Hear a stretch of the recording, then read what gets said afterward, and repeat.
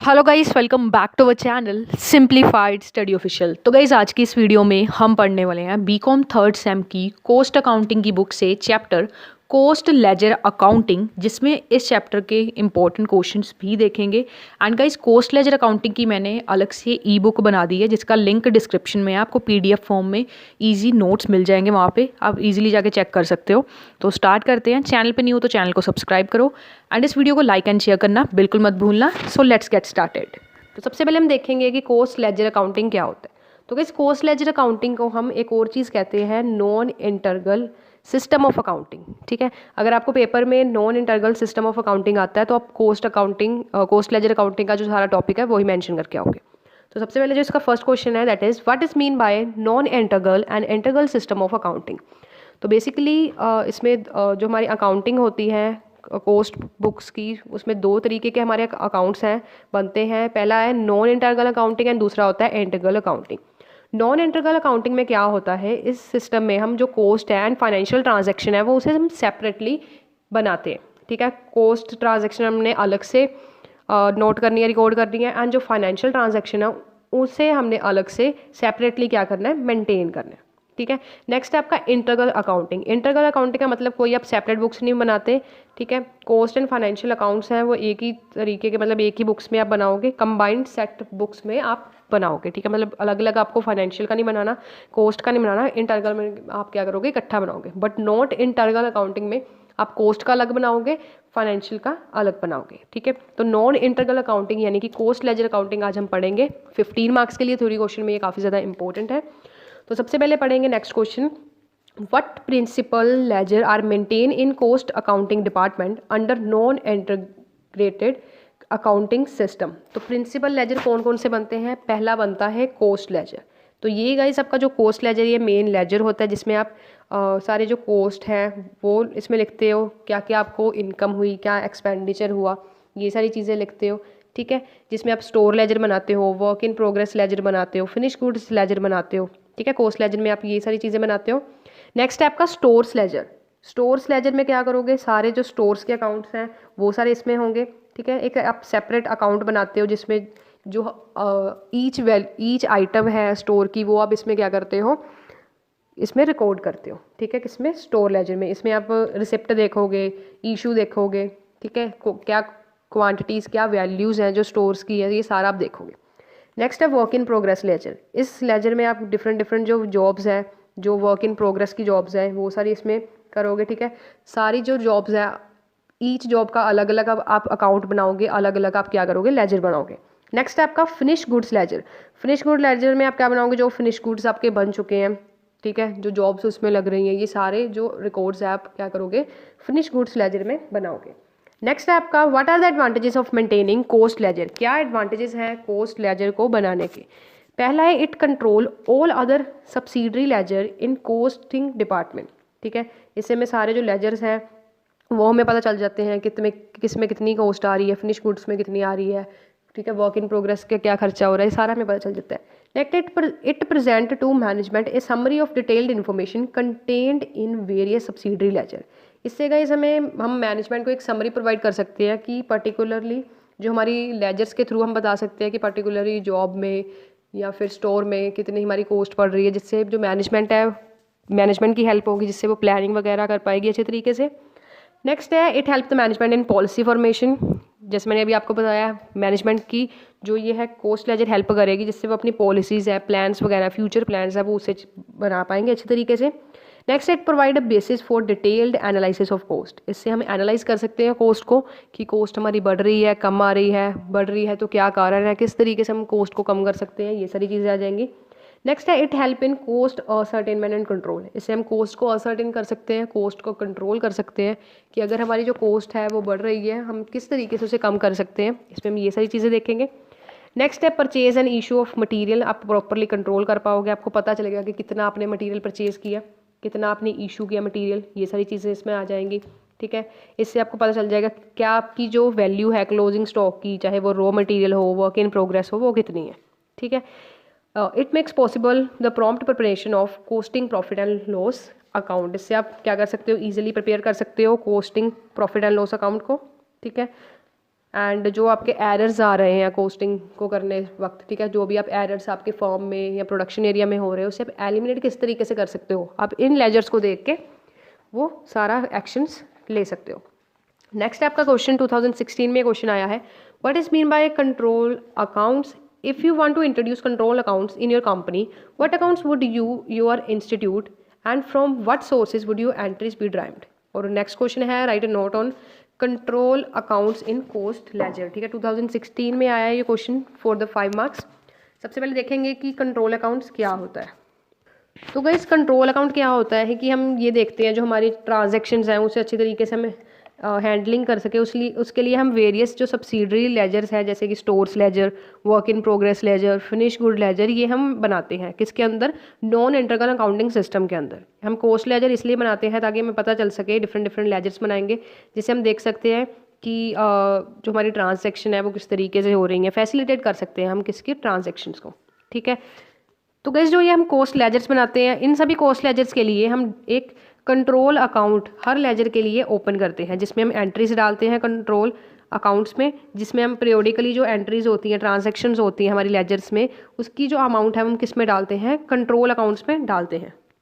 अब जो गाइस हमारा बैलेंस आता है कंट्रोल अकाउंट में वो क्या रिप्रेजेंट करता है? वो रिप्रेजेंट करता है जो नंबर ऑफ हमारे अकाउंट्स हैं हमने सब्सिडरी लेजर में बनाए हैं, ठीक है, वो सारे करता है।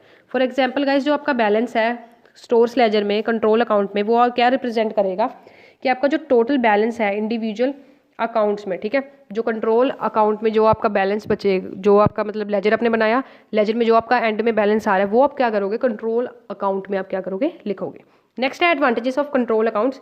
कंट्रोल अकाउंट्स के क्या क्या एडवांटेजेस है? नंबर 1 है control account present a summary of detailed information containing in various subsidiary laser. आपको एक समरी मिल जाती है, ठीक है, किसी भी लेजर को देख के आप समरी लगा सकते हो कि हमने इतना परचेज किया, इतना सेल किया, इतना कॉस्ट हमारी है, ये सारी चीज़ें आप देख सकते हो।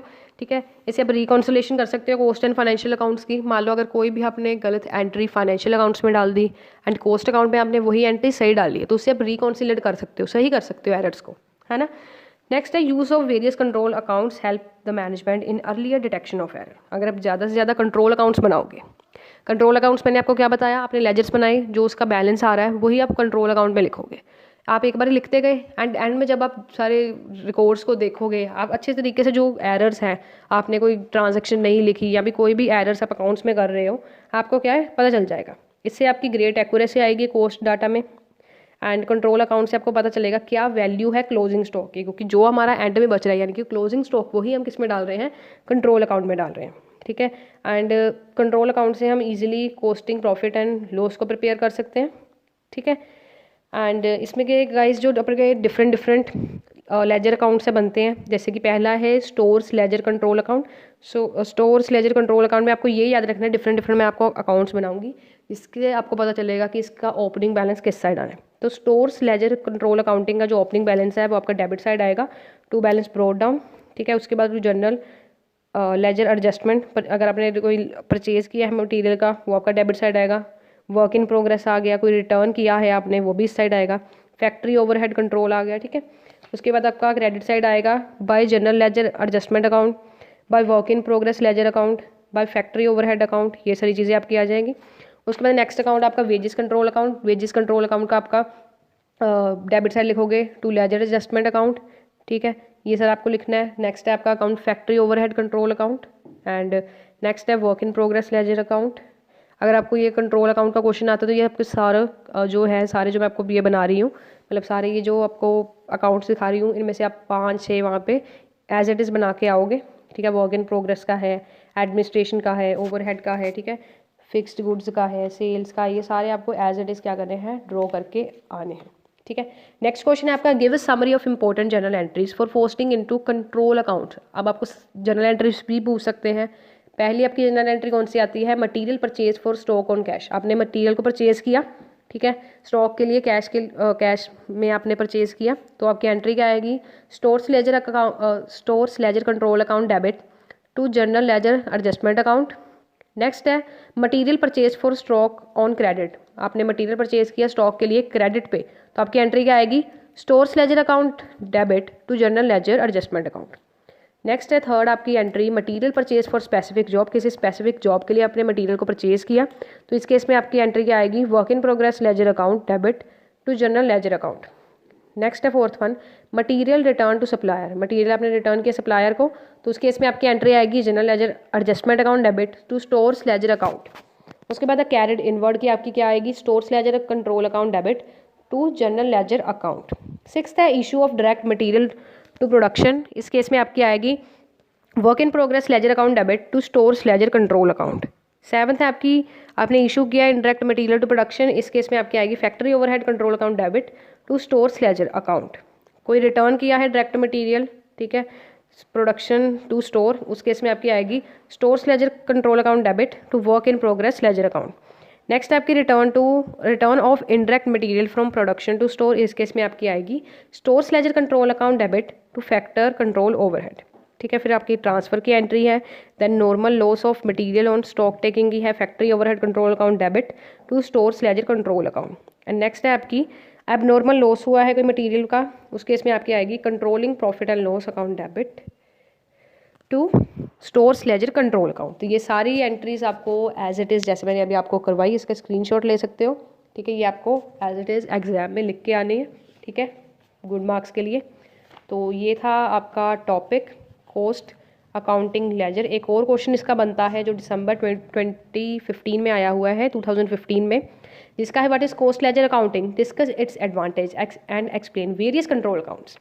तो कॉस्ट लेजर अकाउंटिंग क्या होता है, कॉस्ट लेजर अकाउंटिंग एक ऐसा सिस्टम होता है अकाउंटिंग का जिसमें हम सेपरेट लेजर्स बनाते हैं, जिससे हम कॉस्ट क्या कर सकें, डिटरमाइन कर सकें। इस सिस्टम को हम नॉन इंटीग्रेटेड अकाउंटिंग सिस्टम भी कहते हैं और इंटरलॉकिंग अकाउंटिंग सिस्टम भी इसे कहा जाता है। अब क्या है इसके एडवांटेजेस, नंबर वन है इससे हम क्या कर सकते हैं, डिफरेंट लेजर्स हम बनाएंगे, इससे हम जो कंपेयर है डाटा को कर सकते हैं। ठीक है, इससे हमें डिटेल्ड एनालाइज मिल जाता है कॉस्ट का, इससे हम डिवीजन ऑफ वर्क को परमिट कर सकते हैं लेजर कीपर्स के थ्रू, है ना। आके आप मान लो डिफरेंट पर्सन है, उन्हें हम कह सकते हैं आप सेल्स लेजर बनाओ, आप फिनिश गुड्स की लेजर बनाओ। ठीक है, डिफरेंट जो पर्सन है उनमें काम बांट सकते हैं। It help to prepare profit and loss account, इसमें हम profit and loss account and balance sheet क्या करेंगे, प्रिपेयर करेंगे। ठीक है, ये हेल्प करेगा कि स्मूथ जो वर्क है वो होता रहे, इंटरनल चेक सिस्टम होता रहे। ठीक है, and it provide basis for reconciliation of profit, इससे रिकॉन्सिलेशन होगा, क्योंकि अगर हम कॉस्ट लेजर अकाउंटिंग कर रहे हैं तो हम फाइनेंशियल में भी वही ट्रांजैक्शन डालेंगे, तो इससे हम रिकॉन्सिलेट कर सकते हैं। अगर कोई एरर आ रहा है तो हम उसे क्या कर सकते हैं, ठीक कर सकते हैं। ठीक है, नेक्स्ट है कंट्रोल अकाउंट्स, कंट्रोल अकाउंट्स मैंने अभी आपको करवाया। ठीक है, तो ये बेसिकली सारे क्वेश्चंस बनते हैं आपके कंट्रोल कॉस्ट लेजर अकाउंटिंग के चैप्टर के। तो होप सो वीडियो अच्छी लगी होगी। एंड गाइस कॉस्ट अकाउंटिंग की फुल प्लेलिस्ट का लिंक आपको डिस्क्रिप्शन में मिल जाएगा, जिसमें आपको सारे टॉपिक्स आज सारे चैप्टर्स मिल जाएंगे। सो आज की वीडियो में इतना ही। Meet you soon in the next video with the next topic. Thanks for watching this video guys and don't forget to like, subscribe and share my channel for more videos like this, and also check the link of playlist in the description box now.